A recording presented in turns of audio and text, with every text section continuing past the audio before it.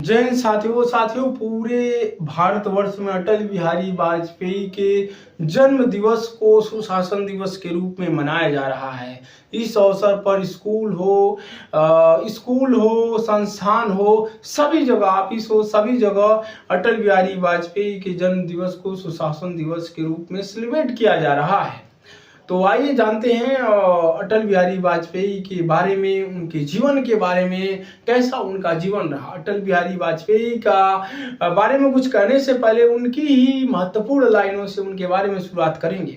अटल जी हमेशा कहते थे, हिंदू तन मन, हिंदू जीवन, रग रग हिंदू मेरा परिचय। महान राष्ट्रवादी, प्रखर प्रवक्ता, पूर्व प्रधानमंत्री अटल बिहारी वाजपेयी के बारे में आप सभी लोग वाकिफ होंगे। हिंदुत्व और भारतीयता की कोख से जन्मे भारत रत्न अटल बिहारी वाजपेयी को भारतीय राजनीति का आजाद शत्रु कहा जाता है। आजाद शत्रु का मतलब होता है जिसका कोई शत्रु ना हो, और अटल जी के जीवन में यही हुआ। अटल जी के राजनीतिक जीवन में कोई उनका शत्रु नहीं था। यही कारण है कि भारतीय राजनीति के अटल बिहारी वाजपेयी इकलौता ऐसे नेता थे जिनका विपक्ष भी सम्मान करता था। अटल बिहारी वाजपेयी को दो बातों पर हमेशा गर्व रहा, एक भारत भूमि में जन्म होने व दूसरा हिंदू होने पर। अटल बिहारी वाजपेयी मर्यादा पुरुषोत्तम राम के उपासक और अनुगामी थे। अटल बिहारी वाजपेयी के बारे में कहा जाता है, एक काफी ओजस्वी भाषण के लिए जाने जाते हैं। अटल बिहारी वाजपेयी के बारे में कहा जाता था, जब वो सदन में बोलते थे तो विपक्ष भी उनके बातों को सुनता था और उनके भाषणों पर तालियां बजाता था। अटल बिहारी वाजपेयी के बारे में भी कहा जाता है कि वो दो बातों पर हमेशा गर्व करते थे, एक भारत भूमि जहाँ जन्म लिए यानी जन्म स्थान भारत भूमि होने पर, और दूसरा हिंदू होने पर। अटल बिहारी वाजपेयी भगवान राम के उपासक भी थे और अनुगामी भी थे। अटल बिहारी वाजपेयी भारत के 10वें प्रधानमंत्री थे, और भारत के सबसे छोटा कार्यकाल प्रधानमंत्री की बात करें तो 13 दिन का कार्यकाल अटल बिहारी वाजपेयी का था। और अटल बिहारी वाजपेयी का जन्म 25 दिसंबर सन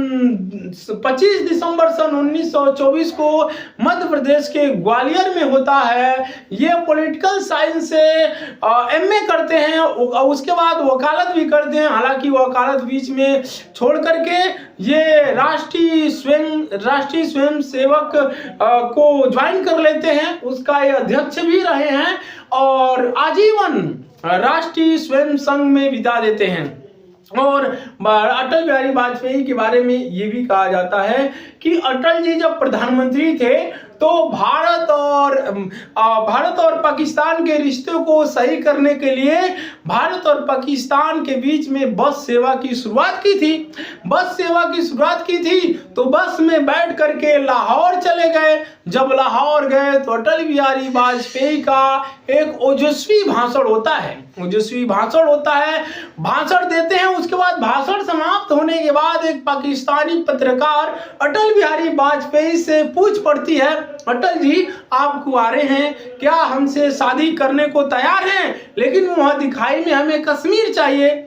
अटल जी ओजस्वी भाषण देने वाले हैं, वो सब कुछ समझते हुए, महिला की तरफ देखते हुए, मुस्कुराते हुए अटल जी कहते, हाँ मैं शादी करने के लिए तैयार हूं, लेकिन मेरा भी एक शर्त है कि हमें दहेज में पूरा पाकिस्तान चाहिए।